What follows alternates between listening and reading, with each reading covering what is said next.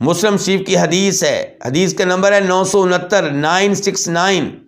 راوی ہیں ابو الحیاج الاسدی، کہتے ہیں کہ مجھ سے امیر المؤمنین جناب علی رضی اللہ عنہ نے کہا الا ابعثک علی ما بعثنی علیہ رسول اللہ صلی اللہ علیہ وسلم، میں تمہیں اس ڈیوٹی پہ نہ بھیجوں جو ڈیوٹی میری نبی علیہ الصلوۃ والسلام نے لگائی تھی، کہ اللہ تدع تمثالا الا طمستا، کہ جو بھی مجسمہ نظر آئے، یعنی کہ کسی جاندار کا مجسمہ، جو بھی مورتی نظر آئے اس کو مٹا ڈالو، ختم کر دو اس کو۔ میری گزارش ہے کہ اپنے گھر کا جائزہ لیں، اپنے کمرے کا جائزہ لیں۔